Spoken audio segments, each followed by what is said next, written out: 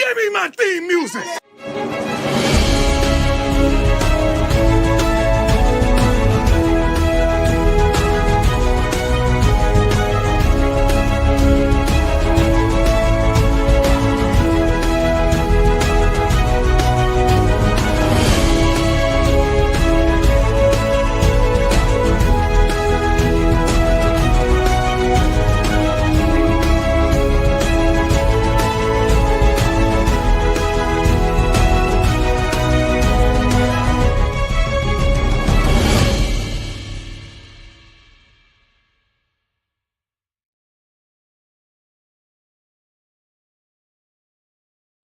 What's up, Buffs Nation, and welcome into Buffs News Weekly Live and our real quick midday Friday show. Wanted to talk about some of the recruiting stuff that has kind of come through in the last number of hours with you guys real quick before the weekend. So we had a number of little pieces of kind of news that kind of came out when it comes to the Buffaloes, and that is two players that will be visiting Colorado this spring and this summer. So I want to take a look at those players. I want to take a look at their highlight tapes, talk to you guys kind of where they stand, how they might fit into the future and the development of the Colorado Buffaloes going forward, and whether or not we should be excited for these potential players coming to Colorado. So first up, we have got Oscar Rios, 4-star quarterback of the 2026 class out of Downey, California, will be coming to visit Colorado in, I believe it's March, or did I get him confused with Donovan Webb? I think, let's really quickly pull his info up so you guys can see it. Yep, let's see real quick. There it is. June 20th for Oscar Rios. So he's going to be this summer. We've got another player who has officially confirmed his visit to Colorado this spring in Donovan Webb. And so we're going to take a look at both of these players, as well as another little bit of breaking news that happened about an hour ago with a player reclassifying to the 2026 class who is on the radar of the Colorado Buffaloes. So another player to kind of keep an eye on and pay attention to as we head into the 2026 recruiting season. Colorado is going hard after the 2026 class with so many offers going out in the last month or so. You can see that the recruiting momentum is starting to build steam. And so we're going to start seeing a lot more stuff having to do with that 2026 class as we head into the spring season. So, of course, our first look is going to be at Oscar Rios, 6'3", 175, class of 2026 from California, listed as a 4-star on the 24/7, 4-star composite. He is listed by 24/7 as the 8th ranked quarterback in the class. Composite score, he is the 14th ranked quarterback in the class. So not too shabby for Oscar Rios. Although, as we all know, if he probably commits to Colorado, he's probably going to drop to a 3-star at this point. But we'll have to see what's going to happen here. Okay. Now, as far as how he looks, because I've gotten a lot of things when it came to his photo popping up. Everyone's like, he's too skinny. He looks like just a tiny little teenager. The kid can play quarterback. That's not something that we can debate. Now, I want to take a look at his highlight tape for this last year, his junior season. So let's take a look at that. I'm going to pull that up. We're going to have a little bit of a discussion into that specifically. So let's take a look at Oscar Rios's junior season. One thing that I started to notice as I watched some of his tape, definitely has a very nice throwing motion, can definitely sling the ball, guys, and can also move around, a little bit athletic. Obviously on the smaller end, not more so in height, but just physically, just needs to get a little bit bigger to be able to deal with the Division I game. But he has a lot of offers from a ton of Division I teams, so they believe that he's going to get that. But you just watch some of the tape on him and what he was able to do in California. And like I said, he just has a really, really fluid and smooth throwing motion, able to really sling the rock accurately, has a good deep ball. All of that are things that, to me, he could be successful at that next level. And just because he's a 4-star and not a 5-star is not that big of a deal for Colorado. Now, I went back and looked because I wasn't even sure. I couldn't remember how often Colorado recruits 4-star quarterbacks, and it's actually a lot more often than you think. Obviously, Julian Lewis, technically a 4-star this year, but we all know he's truly a 5-star. Sefo Lufau, the most recent best quarterback that Colorado had, he was a 4-star coming out of high school as well. So they have a history of it. It's not like this is an out of the ordinary thing, but 4-star is definitely the sweet spot when it comes to finding a good quarterback in the recruiting class. And right, like I said, he has a lot of capability, a really good throw, in all honesty. So I'm kind of excited about this. My big question is, and I want to ask you guys, whether you're in the chat right now or whether you watch this later on and want to drop it in the comments, do you think we truly have a good chance to get him? The reason being, obviously, if we have Julian Lewis on the team after this year, even if Julian Lewis doesn't start this year, you want to say and pencil him in at minimum the starter next year. So is a player like Oscar ready to sit for 2 to 3 years behind a Julian Lewis? Or is he going to be looking for a spot that he can go to and start either day one or after a single season? It's just going to be really, really hard for him to find that spot. And we're always going to bring in a quarterback per class. The question is, would he sit for 3 years? Because that's probably at minimum you're looking at sitting for 3 years, 1 redshirt year. So really 2 years of eligibility that you would lose coming to Colorado at this point. And so that does beg the question. So Coldwater says no. Buddy says we don't need him. Robert Mathis says, yeah, he could learn behind Juju. There's a lot when it comes to that. I mean, like I said, he has the ability. He is a good quarterback when you actually watch it. Yes. Does he look physically too small right now? Yes, but that will change. He's still obviously just a junior in high school. He's got time to grow between now and entering college. And then, of course, once he does, he's going to have a lot of opportunity to bulk up and get to where he needs to be. He has to develop his body, the college game. Anywhere Oscar goes, he has to sit and add on weight, which could play into the fact of why he's looking at Colorado. He could see it as an opportunity to learn behind Julian Lewis, to get kind of that spotlight, to really develop and get himself right physically so that he's ready to go Division I football. So maybe it is a case that Colorado has a very good chance to get him because of that. I do like that. Enjoy your visit. Tell your kids Boulder's cool, but keep on moving. No guaranteed Juju stays for 4 years. Is Ponder still on the Buffs? Ponder, as of right now, is. He's been in all the well-off videos. He's working out with the quarterbacks. You've seen him in there. He is still on the team, Keith, right now. So no movement from Ponder, no movement from Staub. All of the quarterbacks have been in the room. You've got Salter, you've got Staub, you've got Ponder, you've got Julian Lewis, all working out with the team right now in their workouts.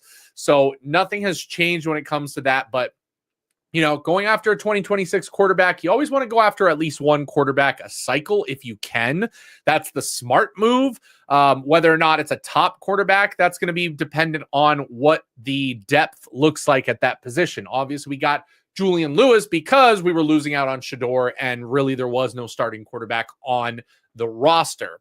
Colorado makes most sense, the most exposure, can learn behind a good quarterback. It's a win-win situation. Why not Colorado?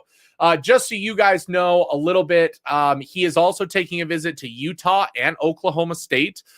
So again, not a super high profile team on his visit. There's no SEC teams, anything like that. It's mostly Big 12 schools that he's looking at.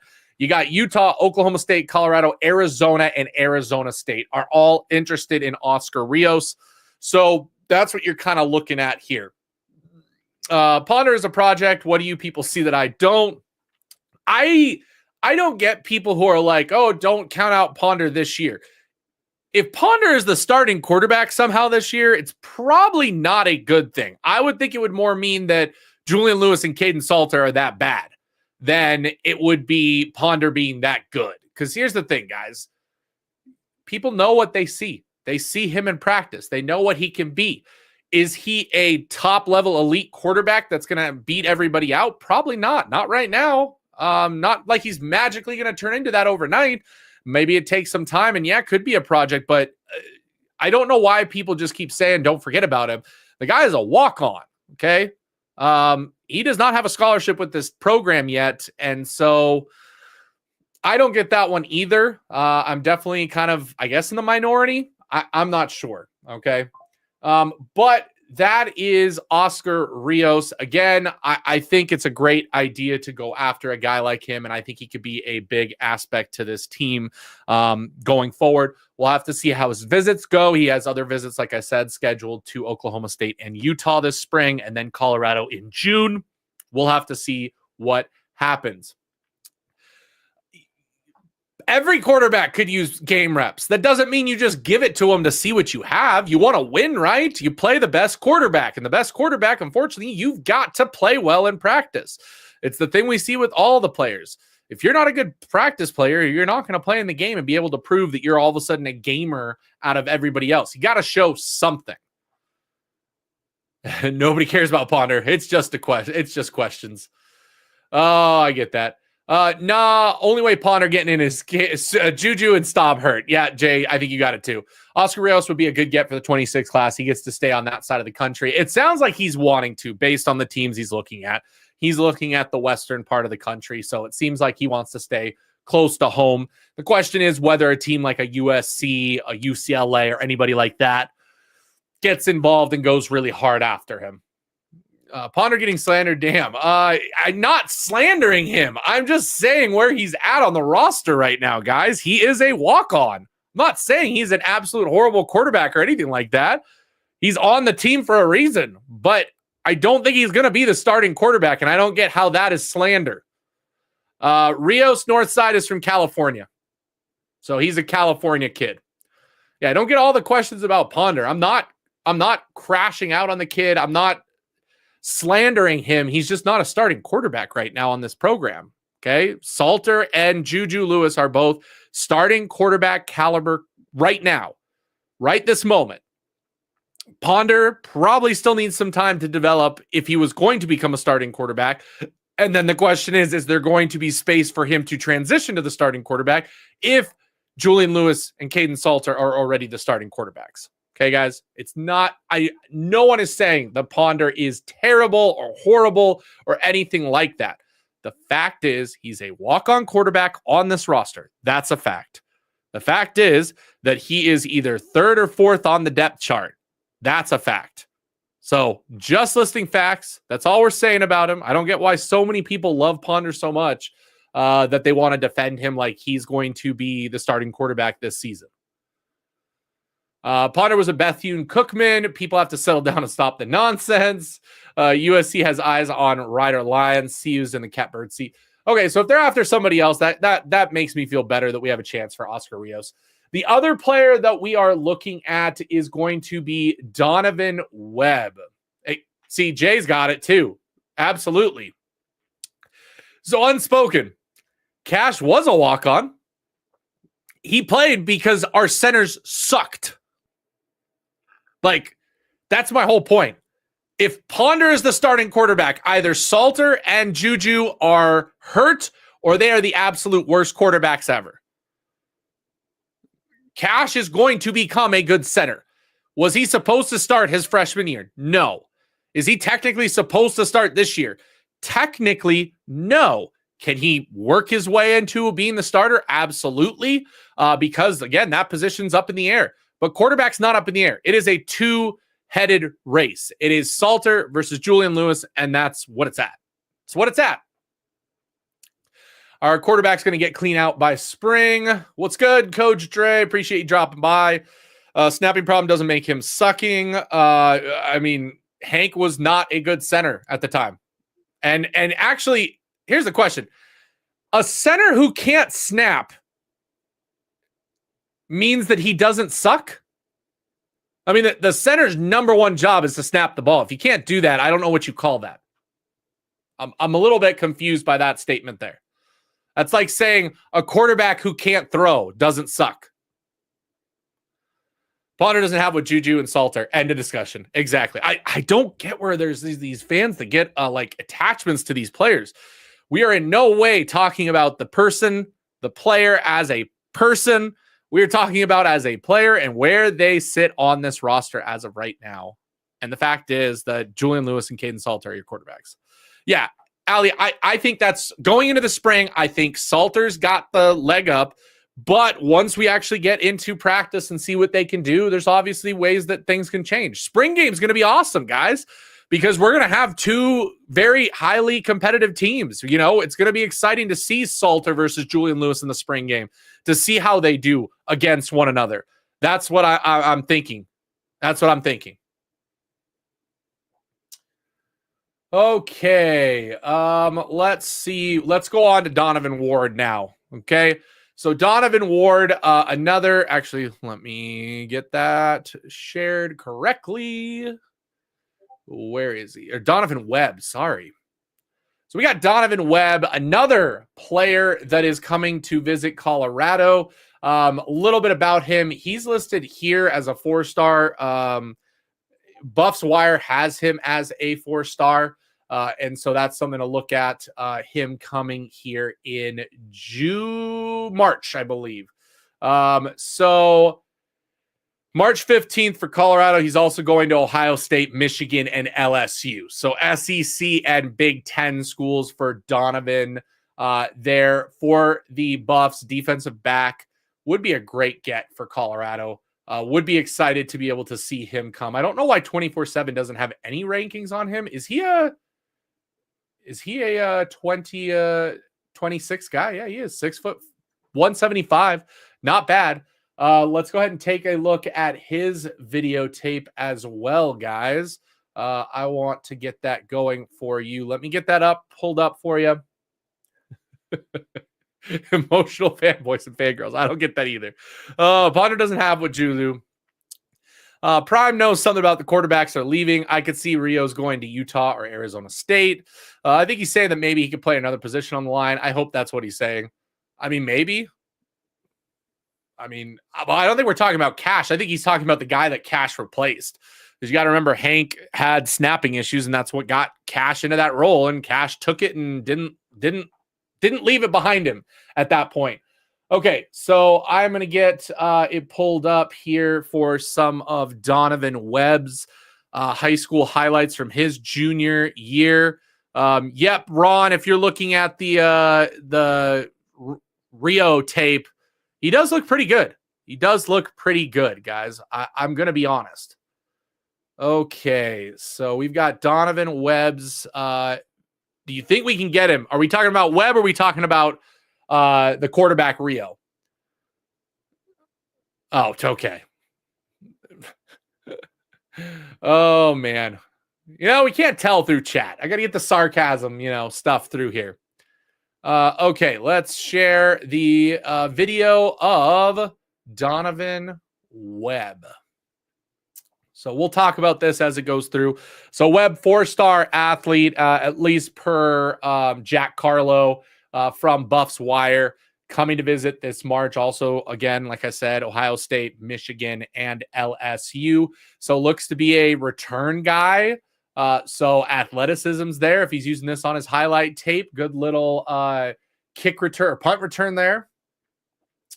Let's see how he looks on the defensive side of the ball. I hate when it always has it zoomed in. Okay. That's not bad. That's not bad. Good positioning, good jump ball.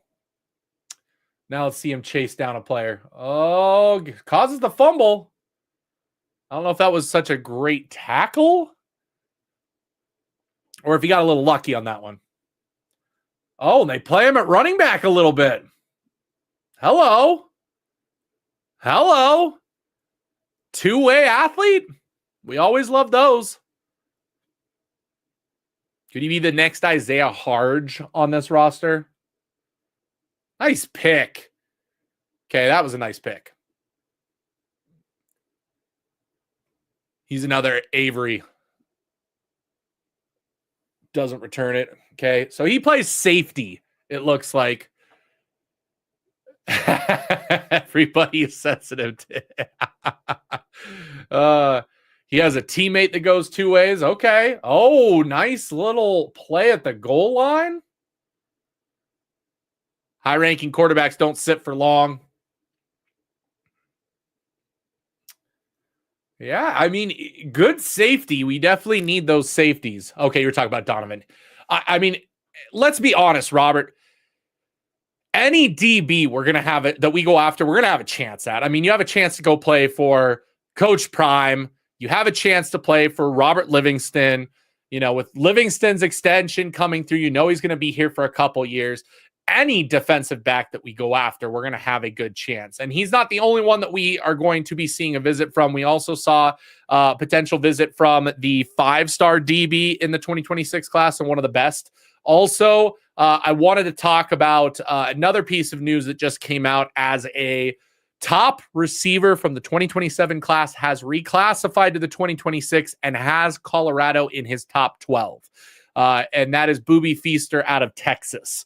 So something to keep an eye on as the 2026 class really explodes. But yeah, so Donovan, very good safety, it looks like. I mean, a pure safety, doing a good job of going downhill to, you know, get the receivers, get the running backs, make coverage plays, running the ball, you know, kick returner.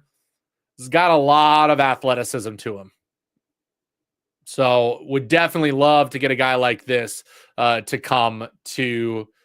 I get it. They're going to be in on every single guy. I do. Watch Oregon and USC grab the dude. I know. I totally get that. Everyone tender. I love you guys. Arch Manning was the top quarterback and he sat for 2 years. I mean, it's true. It's true. I think that Julian Lewis is going to be fine if he has to sit for a year behind Salter, guys. I really do. I don't think that's going to be the end. I don't think he's going to transfer or anything like that. I think he's fine with figuring it out for a year and really being ready to go. At Texas, CU8 Texas, they pushing Ewers out now. I get that, but we want to eventually be in the same sentence as Texas. So, okay, so some interesting plays there from Donovan Webb, another player that's going to be coming in, like I said, in March. The other players that we are looking at for coming in that I wanted to talk about it. Obviously, like I said, Donovan Webb, March 15th. Outside of that, you know, we're going to have to see who else is going to come in on visits. They're going to start picking up guys, and I'm really interested to see what the running back room does and what the recruits for running backs look like now that Marshall Faulk is officially on board as the running backs coach. Is there any running backs that you guys would love for us to go after in the 2026 class upcoming? I would love to see, you know, Julian Lewis's teammate at Carrollton. I liked what I saw from him in the playoff run. He's got another year in high school and then could potentially jump. I liked what I saw as far as his vision goes. If he matures, gets a little bigger, just, you know, a time thing. I could definitely see that being a potential grab and get. I would love for him to come and join Colorado together because I think that would be a really, really great little thing to get. Outside of that, like I said, the big switch, what happened today is we had the reclassification here. I'm going to share this with you, and we're going to talk about it a little bit. But the reclassification of one of the top receivers in the 2027 class, Ethan Booby Feaster, reclassifying the 2026. He was the number 4 recruit, number 1 wide receiver for On3, okay, in the 27. Now, if he comes to Colorado, we know that's going to drop very quickly since, you know, Julian Lewis reclassified as the number 1 and then drop to like the 20th quarterback in the class when On3 had it all said and done. But you know that he is a pretty darn good receiver coming out a year earlier. Watching this kid play, he's already got the physical ability to play at a high level, which I think is why you're seeing him reclassify. It's money. Northside's, it's money. It is absolutely 100% money. Oh, no, I know that Coach Mathis is there. I know that they're going to want to, I just meant, you know, high level, you know, Livingston Prime. They're going to be your big, I I guess, figureheads almost that everybody knows. But absolutely, the actual position coaches are another big reason that those guys are going to come here. But there it is, exposure and money. Money and exposure you get going to Oregon. Until we get there fully, that's where it's going to be. So something to think about as we go through that. But when it comes to Booby Feaster, let's see what the word is on him when it comes to the different DeSoto wide receiver. I hope CU North get the North Crowley safety. He's really good.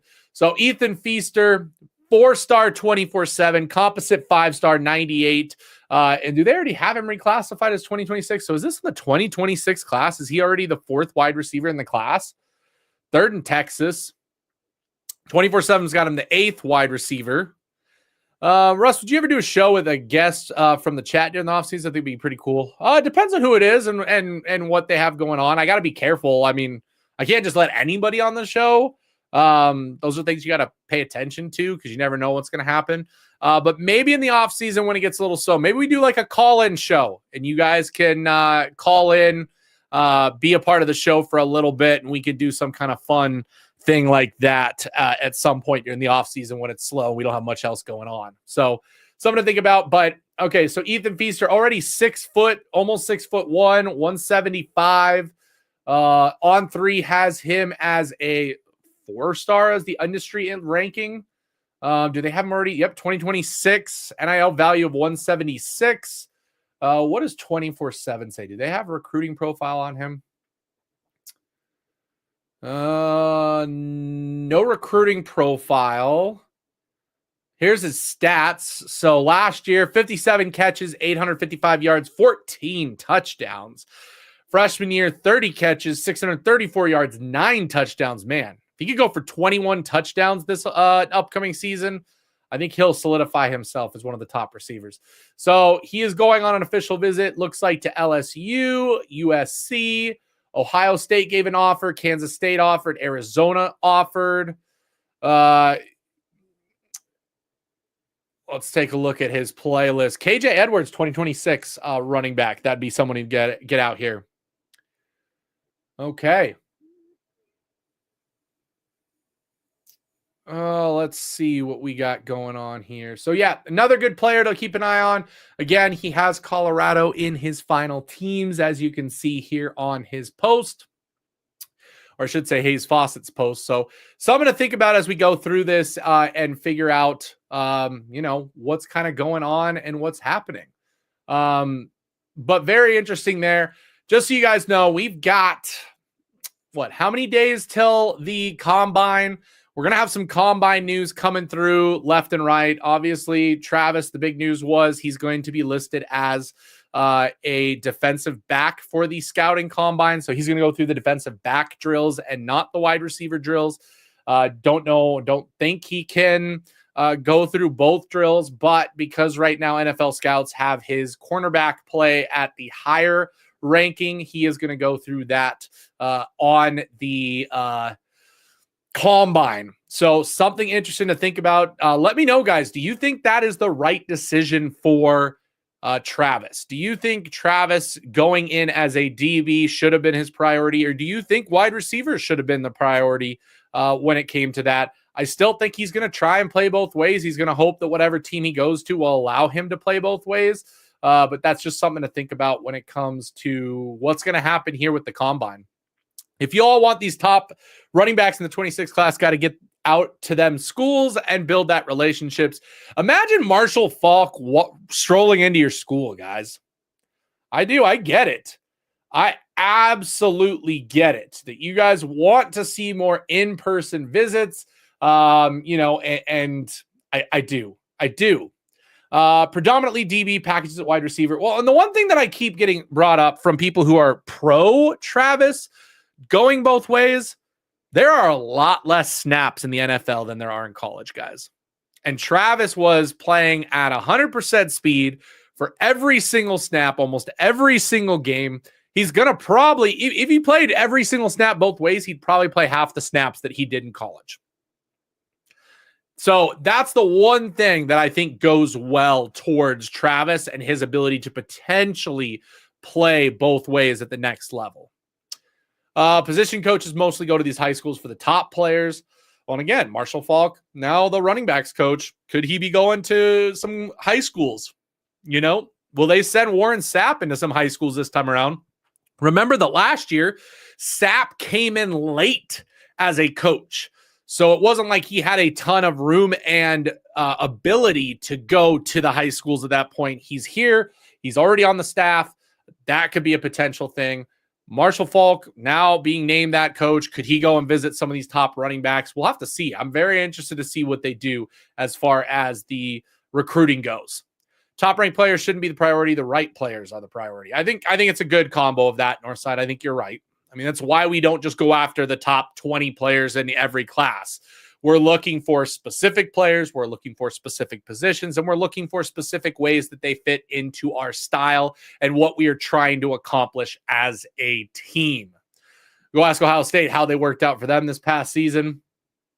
I mean, Ohio State, I mean, they're good at recruiting. I mean, we got to be honest. We can't not say that, but Ohio State knows how to recruit and knows how to keep their stars on their roster. So just an FYI, interesting little tweet, by the way, from Hayes Fawcett that I just saw. The 3 recruits that were ranked number 1 at their position reclassified from 2027 to 2026. The number 1 running back, Xavier Crowell, Mark Bowman, tight end. Jeez, he looks already like an adult. And then, of course, Booby Feaster, all transitioning to the 2026 class. So the 2026 class is starting to look really nice, guys. Something we're going to have to keep an eye on as we go. This 4-star quarterback coming on a visit is a leaf with arms and leg. He's too light. Yeah, that would be the case if he was starting this year. He's got a year. And like some others said, I think he knows that he's going to be a little bit of a project and probably not ready to start day one. So maybe that's why he's coming to Colorado on a visit, because he could see himself sitting behind Julian Lewis and then taking over the reins for a year or two at the end of Julian Lewis's time in college. So I think that's what we're looking at when it comes to that. Ohio at O-line, cornerback, linebacker. That Chip Kelly scheme made the difference. If we get KJ, you better pray your line stops him.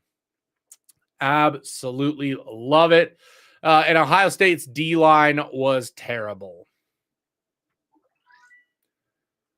Okay, so we covered a little bit about recruiting. Again, not much going on. We're coming into Combine. We're coming into the draft.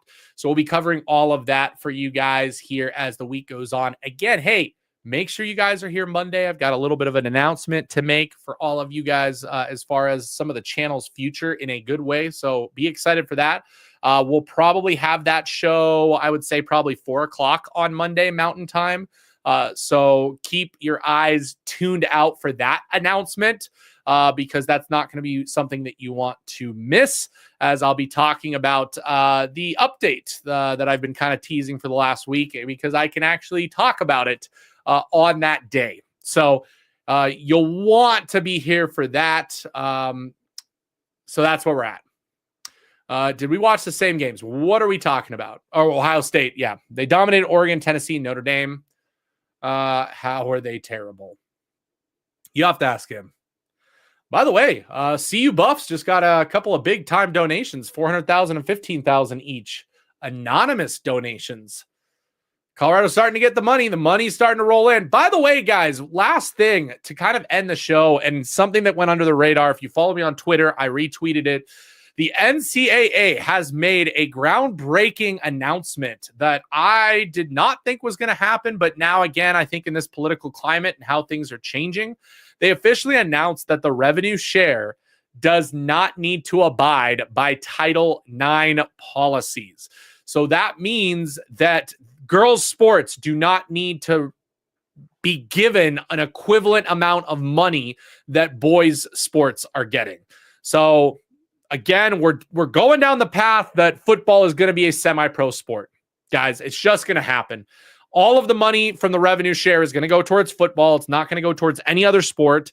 Maybe some schools will put it towards basketball if they're a basketball school. But other than that, it's going to go towards football. It's not going to go towards any other sport, male or female. And it's just going to be a pay-to-play sport. And that's going to be the way it is.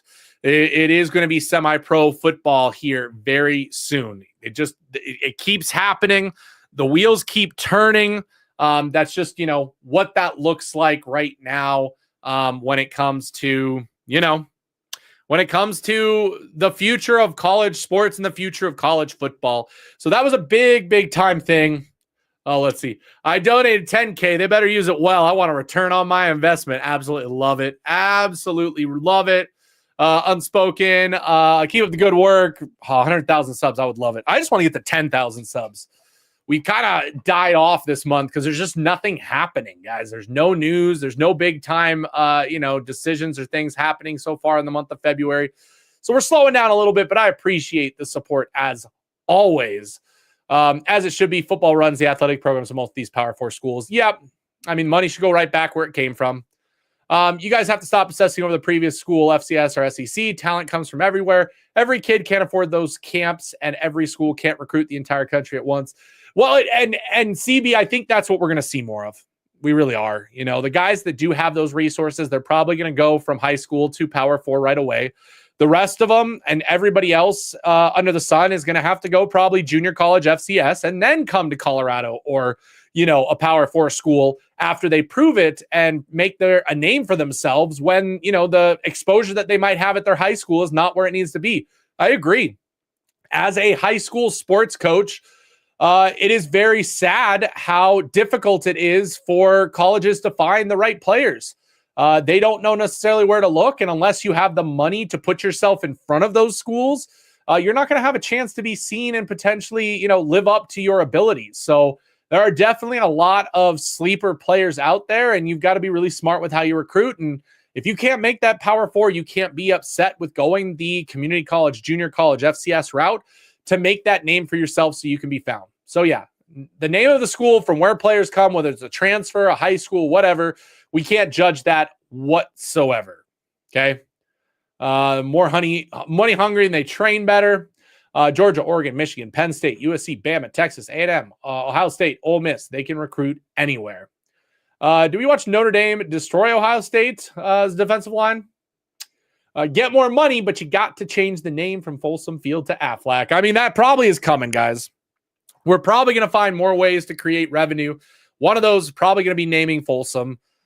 Jersey advertisements are probably coming. More in-stadium advertising is coming.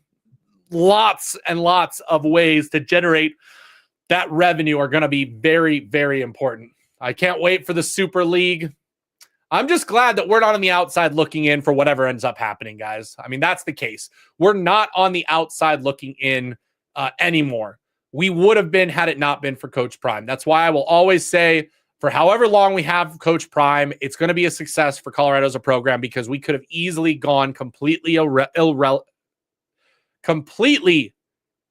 irrelevant. Am I saying that right? Either way, Coach Prime has put us in a position to keep our relevancy alive and make sure that we are where we need to be a part of whatever Super League happens or anything like that. So you better get on the money train and get more money to keep up with the Big Ten and SEC. I don't think we have to worry about that, guys. Again, with Coach Prime as the coach, I think he has enough connections that we should see. We should absolutely see some more endorsements for the team, for the players, all of that. We need 2 super conference, and that's all. I can't wait to see it. Yeah, split the country in half, do a West and an East, split it right down the middle, have the West play West, East play East, and then create a tournament with both sides coming together and the champion of each side getting to play for the national championship. That's where we need to get. Additionally, everybody has a salary cap now. It'll be true NIL, and Colorado is one of 5 schools that commit NIL at an impactful level for the players. I keep hearing this about the salary cap. The one thing is they're not going to be able to manage outside NIL. So I've always questioned how they're going to police and channel the money that's coming from the outside. I mean, what's to stop a booster from giving a player a quote unquote NIL car deal, but giving them $1 million? What's to stop them from that? because they're not going to stop outside NIL. They're not going to stop endorsements. And so what is going to stop a booster from supporting a player directly through an endorsement that is worth a lot of money to get them to come to that school? That's the hard part with that. That is the absolute hard part about that. So it's something to really pay attention to as they try and figure out how they're going to do this. Prime can't do it alone with the stardom, needs alums, donors to fork over that cash. People wouldn't agree with the East stronger than the West. Depends on where we split it, Gualo. It depends on where we split it. Because I could see the West being bigger just because of how many teams are in the East. So, Texas, probably a Western, so you got Texas A&M, you got Texas. Who knows what you do with the Midwest? Do you put Ohio in the West or do you put Ohio in the East? So a lot of questions on how they would kind of figure that out. So we want a March Madness type of atmosphere, splitting the country in half. I would love a March Madness playoff. I think that would go unbelievably well. East would dominate West if that was to happen. East is not strong, says Northside. We are doing in-person visits. Coach Prime just isn't going to the school. Kids are posting pics all the time with the position coaches at their school. Well, and one of the top players in the 2026 class got an hour worth of time on FaceTime with Coach Prime. To me, that's just as good as getting Coach Prime in person. Like, yes, would you love to see that? But getting an hour of Coach Prime's time, just one-on-one talking over FaceTime, that's a pretty big deal, guys, and something that should be, accurately and understandably understood when it comes to what that can be for the team. I mean, truthfully. Stop making excuses. Kirby Smart, Nick Saban were in them homes. You say anything. Again, I get that they went to those homes. I think Coach Prime's still a little bit different. I do. I really, really do. So we'll have to see. We'll have to see what happens with that.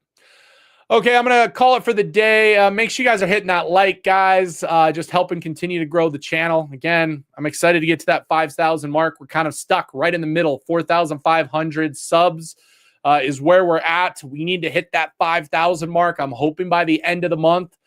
So anything you can do to help out with that, hitting that like, comments, sharing the videos on social media is a really good idea. Those are all things that can absolutely help. How schools should be in a 2 super conferences. And I think the East-West, we just depends on where you split the East and West, I think is how it's going to work. I have a feeling the West is going to be bigger than the East. Okay, going to get out of here. Appreciate you guys so much for joining me today. As always, for Buffs News Weekly, I'm your host, Russ Dordish.